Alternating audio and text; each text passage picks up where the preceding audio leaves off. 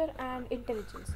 देखिए, इंटेलिजेंस का एक बहुत ही मेजर कैरेक्टरिस्टिक ये होता है कि ये इंडिविजुअल्स को इन्वायरमेंट में अडेप्ट करने के लिए हेल्प करता है। मतलब अगर आप एक नए इन्वायरमेंट में जाते हैं तो जो ज़्यादा इंटेलिजेंट होते हैं वो और जल्दी मतलब अडेप्ट करते हैं। मतलब इंटेलिजेंट इंडिविजुअल्स जो है वो अपने इन्वायरमेंट से जल्दी अडेप्ट कर जाते हैं, उसको मॉडिफाई भी करते हैं, शेप भी करते हैं। तो जो कल्चरल इन्वायरमेंट होता है एक हमारे कल्चर जिसमें हम जिसमें हमारे कल्चर के बारे में सीखते हैं, जिस कल्चर में एनवायरनमेंट में हम रहते हैं, वो हमारे इंटेलिजेंस के लिए कॉन्टेक्स्ट प्रोवाइड करता है। कॉन्टेक्स्ट प्रोवाइड करने से मतलब है कि वो एक तरीके से हमारे इंटेलिजेंस को शेप करता है। तो वाइगॉट्स्की एक रशियन साइकोलॉजिस्ट है और उन्होंने आर्ग्यू करा है कि कल्चर जो है वो लोगों को एक सोशल कॉन्टेक्स्ट प्रोवाइड करता है जिसमें लोग रह सकते हैं, ग्रो कर सकते हैं, वर्ल्ड अपने आसपास की दुनिया को समझ सकते हैं। तो कल्चर इस तरीके से एक इन्वायरमेंट, सोशल कॉन्टेक्स्ट लोगों को प्रोवाइड करता है। फॉर एग्जांपल, अगर एक कल्चर या एक सोसाइटी में मतलब वो एक सोसाइटी इतने अच्छे तरीके से टेक्नोलॉजिकली डेवलप्ड नहीं है और सोशल इमोशनल स्किल्स में इतना डेवलप नहीं है, पीपल मतलब उनको टेक्नोलॉजी में इतना डेवलप नहीं है और सोशल और इमोशनल स्किल्स जो उनको वैल्यू करा जाता है, तो टेक्नोलॉजिकली जो एडवांस्ड सोसाइटी होगी उसके कंपैरिजन में पर्सनल अचीवमेंट जो है वो रीजनिंग और जजमेंट की बेसिस में वो इंटेलिजेंस होगी। आप समझ रहे हैं। Then less technologically develop societies, social and emotional skills in relating to people are value. तो जहाँ पर टेक्नोलॉजी इतनी नहीं होगी वहाँ पे सोशल स्किल्स और इमोशनल स्किल्स वैल्यू करे जाएंगे, और जहाँ पे टेक्नोलॉजिकली एडवांस सोसाइटी होगी वहाँ पे आपकी रीजनिंग, आपकी पर्सनल अचीवमेंट जो है ये ज़्यादा वैल्यू करे जाएंगे। तो इंटेलिजेंस अलग अलग कल्चर्स, अलग अलग सोसाइटीज़ के लिए अलग अलग होते हैं। ओके, जैसे कि हम जैसे पहले पढ़ चुके हैं, हमने ये पढ़ा है कि culture is a collective system of customs, beliefs, attitudes and achievements in art and literature. तो एक कलेक्टिव सिस्टम होता है, इसमें कस्टम्स, बिलीव्स, एटीट्यूड सभी चीज़ें मिलाकर जो है वो कल्चर फॉर्म करता है। तो एक पर्सन की इंटेलिजेंस जो है वो इन कल्चरल पैरामीटर्स से ट्यून होती है। कहने का मतलब ये है कि इंटेलिजेंस पे डायरेक्ट कल्चर का इन्फ्लुएंस पड़ता है। बहुत सारे थ्योरिस्ट हैं, उन्होंने इंटेलिजेंस को एज एट्रीब्यूट्स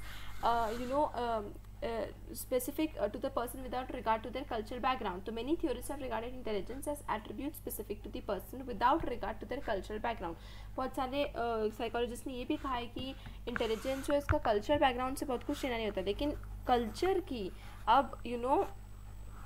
अब हमें देखने को मिलता है कि कल्चर जो है वो इंटेलिजेंस की थ्योरीज में पार्ट बनते जा रहा है। पहले के साइकोलॉजिस्ट ने कल्चर को इतना वेटेज नहीं दिया था, इंटेलिजेंस में उसको निगलेक्ट करा था। अब कल्चर एक ग्रोइंग पार्ट बनते जा रहा है इंटेलिजेंस में भी। जैसे कि स्टर्नबर्ग का जो नोशन था कि प्रैक्टिकल इंटेलिजेंस का, कंटेक्चुअल या प्रैक्टिकल इंटेलिजेंस का, तो उसमें इंटेलिजेंस एक कल्चर का ही प्रोडक्ट है। तो जो अब एडवांस थ्योरीज ऑफ इंटेलिजेंस आती जा रही है उसमें कल्चर का रोल बहुत ज़्यादा बिगड़ दिखाता जा रहा है। तो वाइगॉट्स्की जो रशियन साइकोलॉजिस्ट थे वो भी कल्चर्स में बिलीव करते थे और उन्हें लगता था कि इंडिविजुअल्स की तरह कल्चर्स की भी अपनी खुद की एक लाइफ होती है।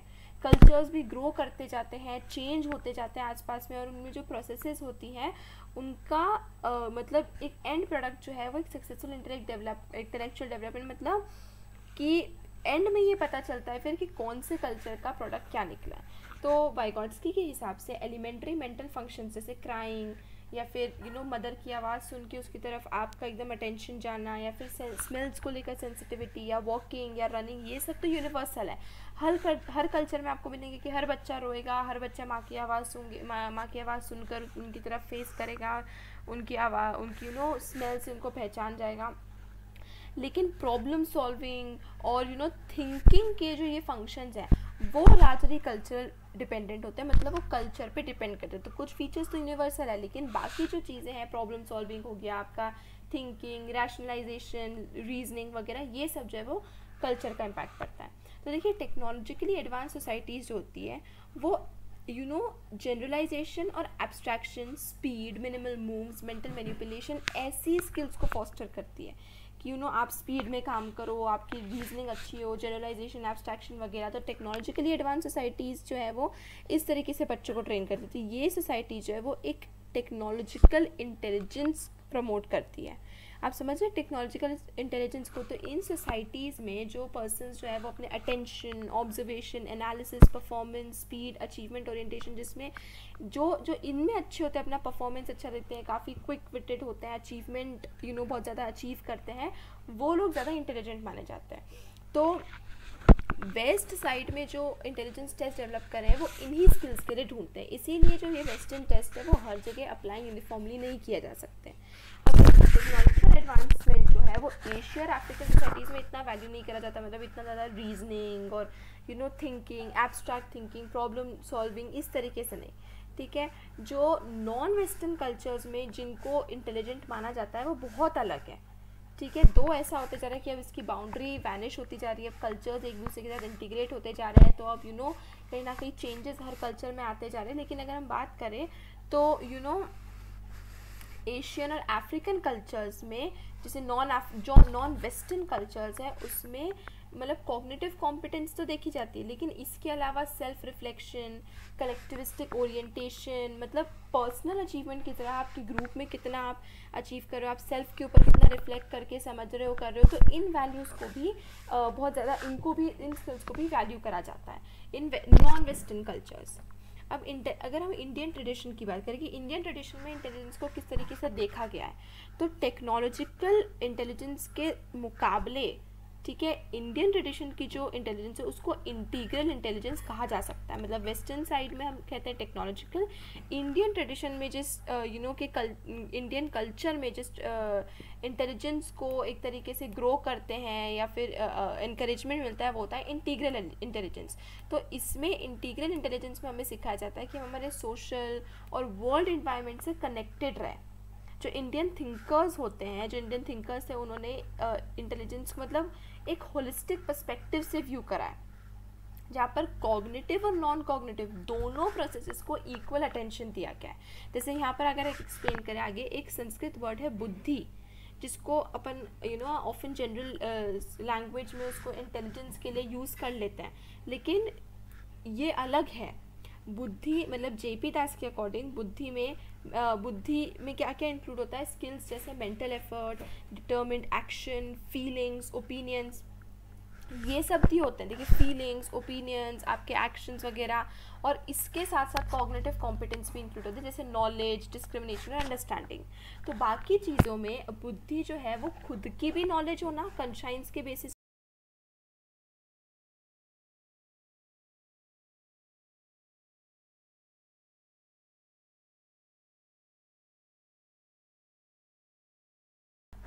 हमारी विल, हमारी डिज़ायर, सबके बेसिस पे हमारी खुद के बारे में हमें पता होना, हमारा कॉन्शियस होना। तो बुद्धि का जो नोशन है उसका दोनों अफेक्टिव कंपोनेंट्स भी है, मोटिवेशनल कंपोनेंट भी है और कॉग्निटिव कंपोनेंट भी है। आप समझ रहे हैं, अफेक्टिव यानी इमोशनल रिलेटेड, मोटिवेशनल कंपोनेंट्स कि हमको वो इनकरेज किया जाता है, हम ग्रुप से जुड़े रहें, हमारे कल्चर से, हमारी सोसाइटी से जुड़े रहे, बिगर ग्रुप का पार्ट बने रहें, इन्वायरमेंट पे फोकस करें, नेचर पे फोकस करें। इसी के साथ साथ नॉलेज, डिस्क्रिमिनेशन, इक्वालिटी, जस्टिस, ऐसे कॉग्निटिव कंपोनेंट्स पर भी ध्यान दिया जाता है। इसीलिए एक इंटीग्रेटेड इंटेलिजेंस कहा जाता है, क्योंकि ये इंटीग्रेशन है अलग अलग उसका। तो वेस्टर्न व्यूज़ जैसे में होता है, वेस्टर्न व्यूज़ में कॉग्निटिव पैरामीटर्स पे ध्यान दिया जाता है। तो हमारे इंडियन ट्रेडिशन में कॉग्निटिव के अलावा मतलब कॉग्निटिव कैपेसिटी पे तो ध्यान दिया जाता है। कॉग्निटिव कैपेसिटी मतलब कॉन्टेक्स्ट को, सेंसिटिविटी मतलब किस बारे में बात हो रही, क्या हो रहा है, understanding, discrimination, problem solving, effective communication, ये सब पर तो ध्यान दिया जाता है। इसके अलावा सोशल कॉम्पिटेंस यानी सोशल ऑर्डर का रिस्पेक्ट करना, एल्डर्स को रिस्पेक्ट करना, कमिट करना, यंग और नीडी की हेल्प करना, दूसरों के बारे में भी ध्यान रखना, उनके पर्सपेक्टिव को रिकग्नाइज करना। और इसके अलावा इमोशनल कॉम्पिटेंस, इमोशनल कॉम्पिटेंस मतलब खुद का ध्यान रखना, सेल्फ रेगुलेशन, सेल्फ को मॉनिटर करना, हमारे इमोशंस के ऊपर कंट्रोल करना, honesty, politeness, good conduct, self evaluation जैसे खुद के ऊपर भी ध्यान देना और खुद का ग्रोथ भी करना। एंड हमारा फोर्थ जो इंडियन ट्रेडिशन में इंक्लूड होता है वो है एंटरप्रेन्योरियल कॉम्पिटेंस, मतलब कमिटमेंट, परसिस्टेंस, पेशेंस रखना, हार्ड वर्क करना, मेहनत करना, अपना गोल बनाना, गोल को अचीव करना और हमारा बिहेवियर उस तरीके से करना। तो ये चारों जो है, ये चारों इंडियन ट्रेडिशन में इंटेलिजेंस के फेसेट्स हैं। मतलब अगर आप इंडियन ट्रेडिशन में इंटेलिजेंस की बात करते हैं तो ये चारों चीज़ें उसका पार्ट होती है। इमोशनल इंटेलिजेंस, अब देखिए इमोशनल इंटेलिजेंस का जो नोशन है ना वो धीरे धीरे करके ब्रॉडन भी होते जा रहा है और ये इंटेलिजेंस के कॉन्सेप्ट को ब्रॉडन करता है। मतलब इंटेलिजेंस अभी तक, मतलब इमोशनल इंटेलिजेंस को अगर हम हटा दें तो इंटेलिजेंस सिर्फ एक इंटेलेक्चुअल स्फीयर तक रह जाता है, जिसमें मतलब इंटेलेक्चुअल हमारा ब्रेन वर्किंग वगैरह। लेकिन जब हम इमोशनल इंटेलिजेंस की बात करते हैं तो उसमें हम इंटेलिजेंस में इमोशंस को भी इंक्लूड कर लेते हैं, ठीक है। तो जैसे कि इंडियन ट्रेडिशन पे जो इंटेलिजेंस है वो इसी कॉन्सेप्ट पे बढ़ता है। इमोशनल इंटेलिजेंस जो है वो, emotional intelligence is a set of skills that underlie accurate appraisal, expression and regulation of emotions। मतलब हमारे इमोशंस को समझना, उसको प्रॉपर्ली एक्सप्रेस करना, उसको अप्रेस करना। तो ये समझ लो, ये आप समझ सकते हैं इमोशनल इंटेलिजेंस की बात करते हैं मतलब इंटेलिजेंस का फीलिंग वाला साइड जिसमें हम इमोशंस को इंक्लूड करते हैं। तो एक जैसे जिसका गुड आईक्यू होता है, स्कोलास्टिक रिकॉर्ड होता है, तो मतलब इसके अकॉर्डिंग जिसका गुड आईक्यू बहुत अच्छी इंटेलिजेंट है, स्कोलास्टिक रिकॉर्ड एकेडमिकली बहुत अच्छा है, वो ही सक्सेसफुल नहीं होता है, ठीक है। तो हम ये देख सकते हैं कि जो लोग अकेडमिकली टैलेंटेड होते हैं लेकिन वो अपनी खुद की लाइफ में सक्सेसफुल होते हैं, क्यों? उनकी फैमिली में प्रॉब्लम्स होते हैं, उनके रिलेशनशिप्स इतने अच्छे नहीं होते हैं, लोगों से झगड़े होते हैं। इसका क्या मतलब है? इसका मतलब है कि वो ऐसे तो सक्सेसफुल है, उनमें इंटेलिजेंस तो है लेकिन वो लैक करते हैं इमोशनल इंटेलिजेंस में, मतलब वो फीलिंग्स को इतना ध्यान नहीं दे पाते, फीलिंग्स वाले सेक्टर में वो इतने अच्छे नहीं हैं। तो कुछ साइकोलॉजिस्ट का कहना ये है कि उनकी सोर्स ऑफ डिफ़िकल्टी जो है वो इमोशनल इंटेलिजेंस की वजह से होती है। मतलब ये जो फैमिली प्रॉब्लम्स होती है, मतलब आप बिजनेस में सक्सेसफुल हो, आप पढ़ाई में बहुत अच्छे हो, काफ़ी स्कॉलरिस्टिक हो, एकेडमिकली बहुत अच्छे हो, सब अच्छा है, लेकिन आपके फैमिली प्रॉब्लम्स हैं, आपके फ्रेंड्स अच्छे नहीं हैं, आपके साथ मतलब आपके फ्रेंड्स के साथ झगड़े रहते हैं, तो ये सब जो होता है कुछ साइकोलॉजिस्ट को लगता है कि ये इमोशनल इंटेलिजेंस की कमी की वजह से होता है। इस कॉन्सेप्ट को सबसे पहले सैल्वॉय और मेयर ने इंट्रोड्यूस करा था और उन्होंने कहा था कि emotional intelligence is the ability to monitor one's own and others emotion, to discriminate among them and to use the information to guide one's thinking and actions. तो सैल्वॉय और मेयर के अकॉर्डिंग इमोशनल इंटेलिजेंस क्या है? मतलब हमारे खुद के emotions को मॉनिटर करना, उनको चेक में रखना, दूसरे के इमोशंस को समझना, उनको उनको समझ लेना, उनको डिस्क्रिमिनेट करना, मतलब उसमें डिफ्रेंशिएट कर पाना कि हम क्या सोच रहे हैं और एक्चुअल में सामने वाला क्या सोच रहा है, और हम उस इन्फॉर्मेशन को जो हमें उससे मिलती है उसको हमारी थिंकिंग और हमारे एक्शन में गाइड करना। तो इमोशनल क्वोशंट जो है वो इमोशनल इंटेलिजेंस को एक्सप्रेस करने के लिए यूज़ करा जाता है, जिस तरीके से इंटेलिजेंस क्वोशंट यूज़ करा जाता है इंटेलिजेंस को मेजर करने के लिए। तो IQ एंड EQ, तो सिंपल टर्म्स में बात करें तो इमोशनल इंटेलिजेंस जो है वो हमारी इमोशनल इन्फॉर्मेशन को प्रोसेस करने की एबिलिटी होती है कि हम कितनी एक्यूरेटली और एफिशिएंटली हमारी इमोशनल इंटेलिजेंस या इमोशंस को प्रोसेस कर पा रहे हैं, ठीक है। इमोशनल इंटेलिजेंस जो है वो बहुत ज़्यादा इंक्रीजिंग अटेंशन पाती जा रही है एजुकेटर्स के बीच में, क्योंकि जो स्टूडेंट्स हैं जो स्ट्रेसेस चैलेंजेस आउटसाइड वर्ल्ड के साथ डील करते हैं उसमें इमोशनल इंटेलिजेंस का भी बहुत बड़ा रोल होता है। तो प्रोग्राम्स ऐसे क्रिएट करे जा रहे हैं कि स्टूडेंट्स की इंटेलिजेंस के साथ साथ इमोशनल इंटेलिजेंस पे भी ध्यान दिया जाए, जिससे कि उनका इफेक्ट जो है वो एकेडमिक अचीवमेंट पे भी दिखेगा। तो वो कोऑपरेटिव बिहेवियर को एनकरेज करते हैं, एंटी सोशल एक्टिविटीज़ को रिड्यूस करते हैं कि है ना एक दूसरे के साथ कोऑपरेट करके आगे बढ़े, एक दूसरे का नीचे ना झुकाए। तो ये प्रोग्राम जो है वो स्टूडेंट्स को वर्ल्ड में फेस करने वाली चैलेंजेस में काफ़ी हेल्प करते हैं। अब देखिए हम यहाँ पर characteristics of emotionally intelligent person थोड़ा सा डिस्कस कर लेते हैं। जो पर्सन्स इमोशनली इंटेलिजेंट होते हैं वो दूसरों की फीलिंग्स और खुद की फीलिंग्स को लेकर बहुत सेंसिटिव होते हैं और उसको समझ पाते हैं, ठीक है। और अलग अलग फीलिंग्स को मतलब उनकी खुद की बॉडी में वो अलग अलग फीलिंग्स को आइडेंटिफाई करते हैं, मतलब सिर्फ लैंग्वेज से, वॉइस से, टोन से, फेशियल एक्सप्रेशन से वो जज कर पाते हैं और समझ पाते हैं कि यार किसी के क्या इमोशन, उसकी लैंग्वेज मतलब किसी की वॉइस टोन में समझ आ जाता है कि अच्छा इमोशनली लो है, हैप्पी फील कर रहा है, कैसा, ठीक है। जो इमोशनली इंटेलिजेंट पर्सन्स होते हैं वो हमारे इमोशंस के साथ रिलेट कर पाते हैं, हमारी थिंकिंग के साथ वो रिलेट कर पाते हैं, और जब वो हमारी हेल्प कर सकते हैं, हमारे जब प्रॉब्लम सॉल्व करते हैं ना, तो वो हम मतलब हमारी फीलिंग्स के बारे में भी उनको भी अकाउंट में लेकर फिर डिसीजंस लेते हैं, ठीक है।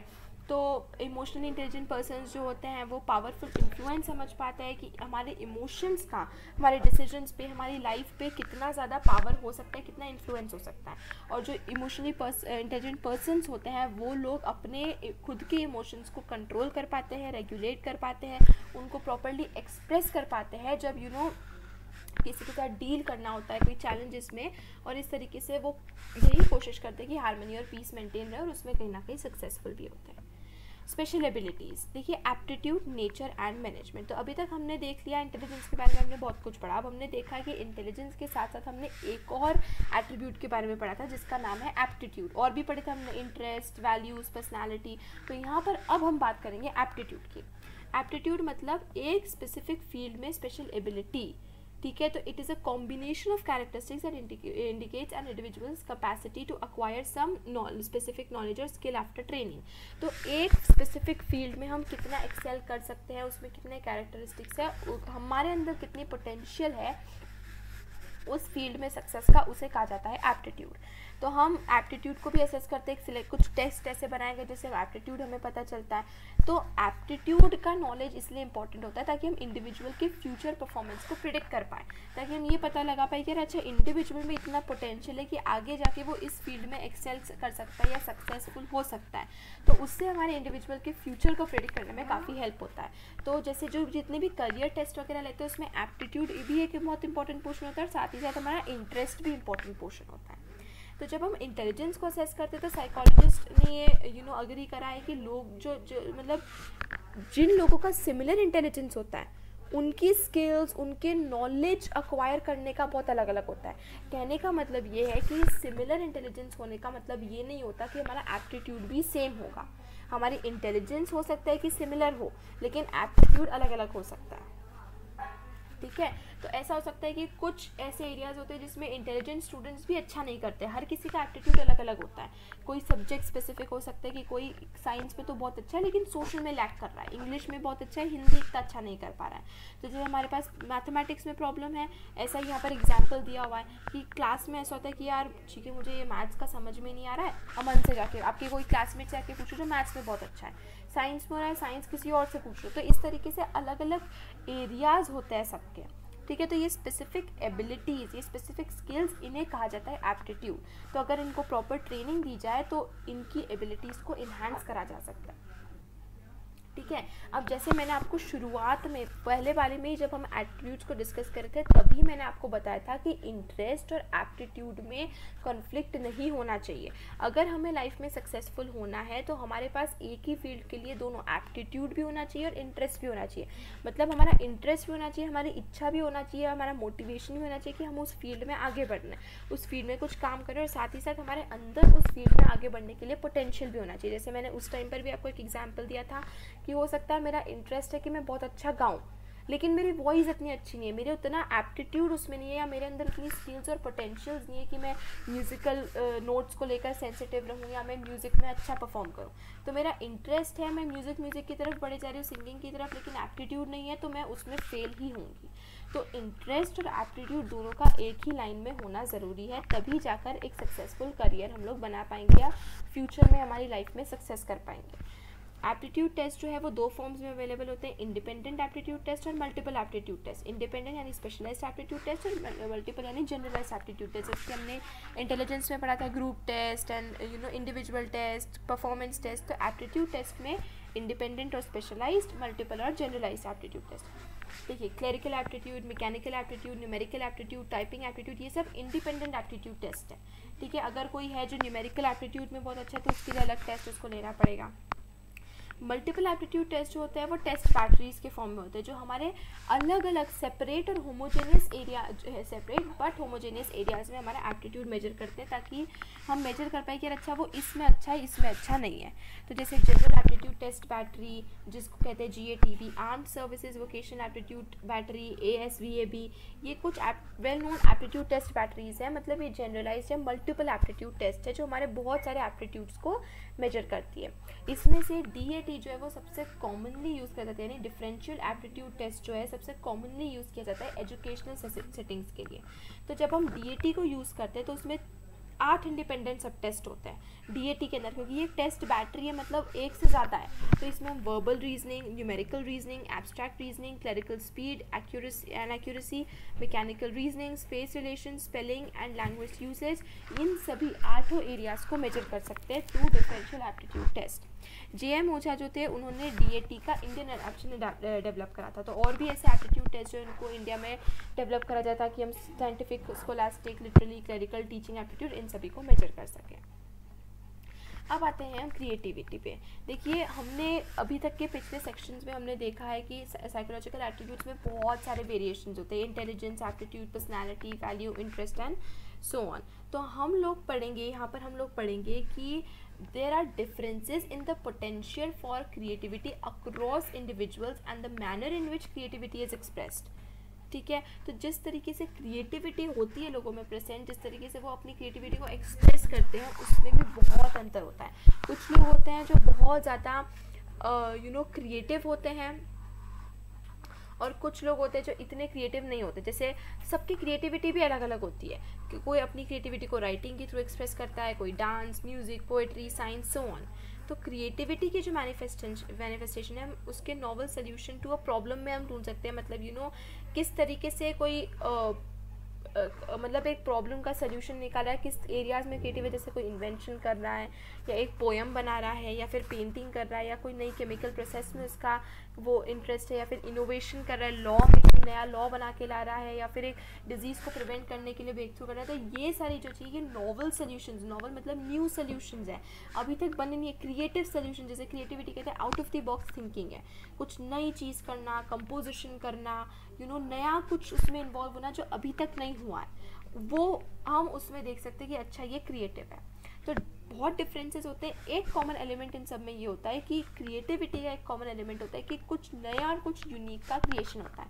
मतलब क्रिएटिविटी अलग अलग फील्ड्स में स्प्रेड होती है, कोई पेंटिंग में क्रिएटिव होता है, कोई डांस में, कोई म्यूजिक में।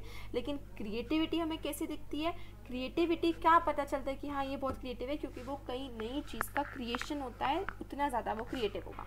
देखिए चलिए ठीक है, हम मान लीजिए कि कोई पेंटिंग में अच्छा है, तो उसने किसी फेमस पेंटर की पेंटिंग को कॉपी करके रख दिया। अब आप बताइए कि ये क्रिएटिविटी है। यहाँ पर कोई भी नई चीज़ का, यूनिक चीज़ का इन्वेंशन और क्रिएशन नहीं हुआ, तो this is not creativity, this is just copying the thing. Creativity is when आप कोई नॉवल सोल्यूशन निकालें, मतलब कोई नई चीज़ का क्रिएशन करें। तो हम लोग क्रिएटिविटी को क्रिएटिव पर्सन्स के टर्म्स में बात करते हैं, जैसे टैगोर, आइंस्टाइन, सीवी रमन, रामानुजन, इनको कहते हैं क्रिएटिव पर्सन्स हैं जिन्होंने अपने अपने स्फीयर्स में आउटस्टैंडिंग कंट्रीब्यूशन करा है। लेकिन रिसेंट ईयर में क्रिएटिविटी को लेकर हमारी अंडरस्टैंडिंग और ब्रॉडन हो गई है। क्रिएटिविटी सिर्फ सिलेक्टेड फ्यू तक लिमिटेड नहीं है, मतलब सिर्फ एक आर्टिस्ट, एक म्यूजिशियन, एक डांसर ही क्रिएटिव नहीं होता है। एक ऑर्डिनरी इंडिविजुअल जो कि सिंपल ऑक्यूपेशन, जैसे पॉटरी कर रहा है, कारपेंट्री कर रहा है, मतलब कील ठोक रहा है, कुकिंग कर रहा है, वो भी क्रिएटिव हो सकता है। वो दिख रहा है कि वो क्या नई चीज़ का इन्वेंशन कर पा रहा है। कुकिंग में क्या दो चीज़ों को, ओके दो या सब्जियां हैं या दो ही चीज़ें हैं, तो इसको मिला के क्या नया बना सकते हैं, तो वो क्रिएटिविटी भी कही जा सकती है। सिर्फ कुकिंग करा लेकिन वो भी क्रिएटिविटी है। ओके, तो हम ये कह सकते हैं कि हाउएवर ये कह सकते हैं कि ये लोग सभी सेम लेवल ऑफ क्रिएटिविटी पे काम नहीं कर रहे हैं। मतलब एक एमिनेंट और सक्सेस, मतलब एक साइंटिस्ट या आर्टिस्ट और एक नॉर्मल ऑर्डिनरी पर्सन जो कुकिंग कर रहा है, ज़रूरी नहीं है कि वो सेम लेवल ऑफ क्रिएटिविटी पे काम करे, लेकिन क्रिएटिविटी है वो भी। ठीक है, तो वो अलग अलग टर्म्स है, अलग अलग लेवल और एरियाज़ है जिसमें सभी डिफरेंट लोग जो है वो अपनी क्रिएटिविटी को एक्सप्रेस करते हैं। आइंस्टाइन की जो थ्योरी थी रिलेटिविटी की, ये हाईएस्ट लेवल ऑफ क्रिएटिविटी है, जिसमें ऑल टुगेदर बिल्कुल ही नए आइडियाज, फैक्ट्स, थ्योरी को करके एकदम ही एक नया से प्रोडक्ट का क्रिएशन हुआ है। ठीक है, तो एक और लेवल ऑफ क्रिएटिविटी होती है जिसमें जो ऑलरेडी बन चुका है लेकिन उसको हम मॉडिफाई कर रहे हैं, मतलब उसी चीज़ को यूज़ करके कुछ नया बना रहे हैं, तो वो भी एक लेवल ऑफ क्रिएटिविटी है। तो जो रिसर्च लिटरेचर वो ये सजेस्ट करते हैं कि जो लोग जो चिल्ड्रन अपनी इमेजिनेशन को डेवलप करना शुरू करते हैं अर्ली एज ऑफ चाइल्डहुड में, लेकिन वो अपनी क्रिएटिविटी को, मतलब कहने का रिसर्च ये बताता है कि चिल्ड्रन, बच्चों की इमेजिनेशन अर्ली ईयर्स में डेवलप होना स्टार्ट हो जाती है, लेकिन उनकी क्रिएटिविटी वो फिजिकल एक्टिविटीज़ और नॉन वर्बल वेज में भी एक्सप्रेस करते हैं और मोस्टली उसी में एक्सप्रेस करते हैं। तो जब लैंग्वेज और इंटेलेक्चुअल फंक्शंस पूरी डेवलप नहीं होते, मतलब जब अच्छे से बिल्कुल बोल नहीं पाते, पढ़ नहीं पाते, या ऐसे रीजनिंग और न्यूमेरिकल एबिलिटी, साइंटिफिक एबिलिटी इतना ज़्यादा इंगेज नहीं कर पाते हैं, और जब full store of knowledge functions are, जब वो are fully developed and store of knowledge is adequately available, तो क्रिएटिविटी वर्बल मोड से भी एक्सप्रेस करी जाते हैं। तो बच्चों का, जैसे बच्चे जब इतना लैंग्वेज वगैरह में नहीं हो पाते तब नॉन वर्बल या फिजिकल एक्टिविटीज़ के थ्रू क्रिएटिविटी आते हैं, और जब वो लैंग्वेज वगैरह में या फिर अपनी इंटेलेक्चुअल एबिलिटी को फुली डेवलप कर लेते हैं तो वर्बल मोड्स में भी क्रिएटिविटी दिखाते हैं। तो वो सेल्फ चूजन एक्टिविटी से ही दिखाना शुरू कर देंगे कि वो कितने क्रिएटिव है। जैसे कुछ केसेस में तो उनको अपॉर्चुनिटीज़ प्रोवाइड करना पड़ेगा ताकि वो अपने हिडन पोटेंशियल फॉर क्रिएटिविटी को शो कर सके कि हाँ उनके अंदर इतनी क्रिएटिविटी है। कुछ केसेस में तो वो खुद ही ऐसी एक्टिविटीज़ करने लगेंगे जिसको देख के मतलब कुछ करने लगेंगे। ओके तो अब हम पोटेंशियल फॉर क्रिएटिविटी मतलब उसमें वेरिएशंस कैसे एक्सप्लेन करें कि यार आप में क्रिएटिविटी में भी कितना पोटेंशियल है। जैसे मेंटल और फिजिकल कैरेक्टरिस्टिक्स की बात करें तो ऐसे ही वेरिएशन जो है वो हेरिडिटी और इन्वायरमेंट को भी हम दे सकते हैं कि शायद क्रिएटिविटी में भी अलग अलग जो होता है वो शायद हेरिडिटी इन्वायरमेंट की वजह से भी क्रिएटिविटी में इफेक्ट पड़ता है। तो कोई डिसएग्रीमेंट नहीं है कि क्रिएटिविटी दोनों हेरिडिटी से भी इन्फ्लुएंस होती है और इन्वायरमेंट से भी इन्फ्लुएंस होती है। ठीक है, तो क्रिएटिव पोटेंशियल के लिमिट्स जो सेट होते हैं वो हेरिडिटी से सेट होता है। ठीक है, और इन्वायरमेंटल फैक्टर्स क्रिएटिविटी को स्टिम्युलेट करते हैं, उसको इंक्रीज करते हैं। ठीक है, कितना ज़्यादा लेकिन उस क्रिएटिव पोटेंशियल का यूज़ होगा, कितना चाइल्ड उसको रियलाइज़ कर पाएगा और एक्चुअल उसको फिजिकल फॉर्म में कर पाएगा, वो डिटरमाइन होता है इन्वायरमेंटल फैक्टर्स से। जैसे उसको कितना मोटिवेशन मिल रहा है, वो कितना कमिटेड है, मतलब उसके अंदर बहुत क्रिएटिविटी भरी हुई है पर वो कितना उसको यूज़ कर पा रहा है, वो डिपेंड करता है कि उसको कितना मोटिवेशन मिल रहा है, कितना फैमिली सपोर्ट, कितनी अपॉर्चुनिटीज़ मिल रहा है। तो कोई भी अमाउंट ऑफ ट्रेनिंग जो है वो एक एवरेज पर्सन को टैगोर, शेक्सपियर जैसे लेवल पे तो टर्न नहीं कर सकती, लेकिन हाँ उसकी क्रिएटिव पोटेंशियल को इंक्रीज कर सकती है प्रेजेंट लेवल से। तो ट्रेनिंग वगैरह से एक लेवल इंक्रीज कर सकता है, इतने बड़े लेवल तक नहीं कि टैगोर बन गया, आइंस्टाइन बन गया, लेकिन इंक्रीज प्रेजेंट लेवल से करा जा सकता है। अब हम बात करेंगे क्रिएटिविटी और इंटेलिजेंस की। अब एक बहुत ही इंपॉर्टेंट डिबेट हमारी अंडरस्टैंडिंग में आती है कि यार क्रिएटिविटी और इंटेलिजेंस के बीच में क्या रिलेशन होता है। हम यहाँ पर दो स्टूडेंट्स का एग्जांपल लेते हैं। सुनीता जो है वो अपने टीचर्स के लिए बहुत एक्सीलेंट स्टूडेंट है, अपना काम टाइम पे करती है, हाईएस्ट ग्रेड्स क्लास में लाती है, इंस्ट्रक्शंस को ध्यान से सुनती है और एकदम से कोई भी कुछ बोलता है तो उसको लर्न कर लेती है और जो बोला गया बिल्कुल उसी को एक्यूरेटली रिप्रोड्यूस कर देती है और उसके खुद के आइडियाज़ तो नहीं होते लेकिन इस तरीके से वो बहुत अच्छी है। दूसरी तरफ एक स्टूडेंट है रीता, जो स्टडीज़ में तो एवरेज है, बहुत अच्छे भी ग्रेड्स मतलब ठीक ठाक उसको ग्रेड्स मिलते हैं, लेकिन वो खुद से लर्न करती है। ऐसा नहीं बस जो मैम ने बोला वही कि वही रटलियार हो गया काम, वो अलग अलग वेज़ लाती है समझाने के, पढ़ाने के, और घर पे भी अपनी मम्मी की हेल्प करती है, नए वेज़ करती है कि अपने असाइनमेंट को नए नए तरीक़ों से वो कैसे सॉल्व करें। तो जो सुनीता है जो एक्यूरेटली मतलब सब लर्न कर लेती है और ये कर लेती है, वो इंटेलिजेंट है और रीता क्रिएटिव है। तो एक पर्सन जो कि जो जल्दी लर्न कर लेता है और उसी चीज़ को उसी तरीके से रिप्रोड्यूस वापस सुना भी देता है, वो इंटेलिजेंट होता है, लेकिन क्रिएटिव कम होता है क्योंकि उसमें वो नया कुछ नहीं कर रहा है, वो उसी चीज़ को रिपीट कर रहा है। तो 1920s में टर्मन जो है उसने ये देखा था कि जिनकी हाई IQ होती है ज़रूरी नहीं कि वो क्रिएटिव भी हो ही सही। उसी टाइम पर जो क्रिएटिव आइडियाज़ के साथ आते हैं ज़रूरी नहीं कि उनकी IQ भी बहुत हाई हो। और भी रिसर्चर्स उन्होंने यही शो करा है कि जो not even one of those identified as gifted followed up throughout their adult life had become well known for creativity in some field। तो जिनको गिफ्टेड बोला गया है, हाई IQ इंटेलिजेंस बोला है, ज़रूरी नहीं कि वो क्रिएटिव ही किसी ना किसी फील्ड में रहे। तो रिसर्चर्स ने ये भी रिसर्च के थ्रू पता है कि दोनों high and low level of creativity जो है वो हाई इंटेलिजेंट और एवरेज इंटेलिजेंट चिल्ड्रन में पाई जा सकती है। मतलब क्रिएटिविटी और इंटेलिजेंस का रिलेशन बहुत कम होता है। तो एक पर्सन हो सकता है कि क्रिएटिव बहुत है, इंटेलिजेंट कम है, या इंटेलिजेंट बहुत है, क्रिएटिव कम है, या दोनों, मतलब क्रिएटिव भी है और इंटेलिजेंस भी है। तो इंटेलिजेंस ये नहीं पता लगाते कि इंटेलिजेंट है तो क्रिएटिव भी होगा ही सही। तो रिसर्चर्स ने ये पता लगाया है कि क्रिएटिविटी और रिलेशन, इंटेलिजेंस के बीच में जो रिलेशन है वो पॉजिटिव है। मतलब सारे क्रिएटिव जो एक्ट्स है, जो भी क्रिएटिव लोग हैं, क्रिएटिविटी है, वो उसमें कुछ मिनिमम इंटेलिजेंस की ज़रूरत होती है। जैसे क्रिएटिव राइटर्स होते हैं, उनका राइटर्स है तो बहुत क्रिएटिव, लेकिन उनका लैंग्वेज के ऊपर कमांड होना चाहिए, तो इस एरिया में उनका इंटेलिजेंस होना चाहिए। एक आर्टिस्ट को पता होना चाहिए कि क्या पर्टिकुलर टेक्निक को यूज़ करना है, साइंटिस्ट को रीज़न करना आना चाहिए, वो चीज़ें फॉर्मूले लर्न करना चाहिए, आना चाहिए। तो क्रिएटिविटी में मिनिमम लेवल ऑफ इंटेलिजेंस तो ज़रूरी होती है, लेकिन उसके अलावा क्रिएटिविटी और इंटेलिजेंस का बहुत ज़्यादा कोई रिलेशन नहीं होता है। तो हम कह सकते हैं कि क्रिएटिविटी जो है वो बहुत सारे फॉर्म्स और ब्रांड्स होता है। मतलब कुछ में कुछ क्रिएटिव उसमें इंटेलेक्चुअल एट्रीब्यूट बहुत हो सकते हैं, कुछ में क्रिएटिविटी बहुत ज़्यादा हो सकती है। लेकिन एक क्रिएटिव पर्सन के क्या एट्रीब्यूट्स होते हैं, तो हम ये डिस्कस करेंगे कि जो सभी क्रिएटिव पर्सन्स के लिए एट्रीब्यूट्स कॉमन होते हैं। देखिए क्रिएटिविटी टेस्ट जो है वो एग्जिस्टेंस में आई जब हमने अलग अलग potential of creativity in contrast to intelligence assess करा, मतलब इंटेलिजेंस के कॉन्ट्रास्ट में हमने पोटेंशियल फॉर क्रिएटिविटी को वो करा। एक जनरल फीचर होती है बहुत सारी क्रिएटिविटी टेस्ट में कि वो ओपन एंडेड होते हैं, मतलब वो लोगों को अलग अलग आंसर सोचने पे वो करते हैं, मतलब वो अलग अलग डायरेक्शंस में जा सकते हैं, ठीक है। कोई भी उनका एक्सपीरियंस हो, प्रॉब्लम हो, क्वेश्चन एक ही हो, लेकिन उसके आंसर जो है वो बहुत अलग अलग निकल के आते हैं, इसलिए वो ओपन एंडेड होते हैं। तो ये जो है इंडिविजुअल को अलग डायरेक्शंस में जाने को हेल्प करता है, इसीलिए क्रिएटिव टेस्ट का कोई स्पेसिफिक आंसर नहीं होता है। तो एक की इमेजिनेशन का यूज़ करके वो अपने ओरिजिनल वेज में आंसर को सोच सकता है। क्रिएटिविटी टेस्ट जो है उसमें डाइवर्जेंट थिंकिंग होती है, मतलब ऐसी एबिलिटी नई वेराइटी ऑफ आइडियाज़ प्रोड्यूस करना, वो आइडियाज़ जो कि नॉर्मल रेगुलर ट्रैक से ऑफ बीट है, जो हर कोई कर रहा है उससे थोड़ा सा अलग हटके नए रिलेशनशिप्स को देखना है, नए आइडियाज़ को देखना है जो कि अनरिलेटेड लगता है।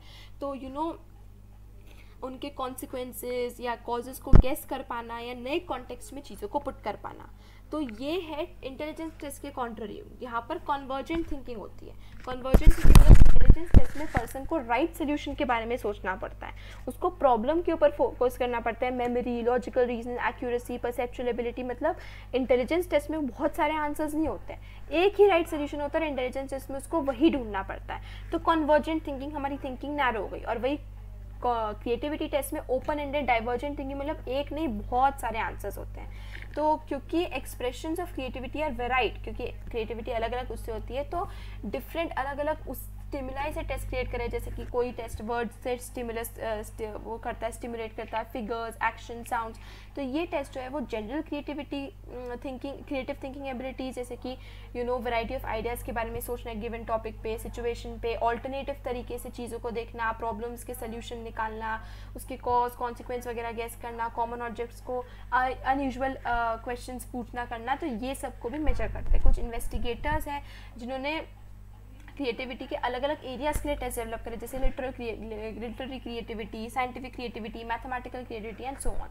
तो कुछ फेमस साइकोलॉजिस्ट हैं जिन्होंने क्रिएटिविटी को टेस्ट डेवलप करे, जैसे कि गिलफोर्ड है, टॉरेंस है, खटेना है, वॉलिच, खोगान, परमेश, बकेर, मेहंदी और पस्सी, ये कुछ ऐसे फेमस साइकोलॉजिस्ट हैं जिन्होंने बहुत ही फेमस और widely use creativity test develop करे। हर टेस्ट जो है उसका एक स्टैंडर्डाइज प्रोसीजर होता है और एक कंप्लीट टेस्ट और सेट ऑफ मैनुअल और इंटरप्रिटेशन गाइड होता है, मतलब सबका एक मैनुअल अलग होता है, इंटरप्रिटेशन अलग होता है।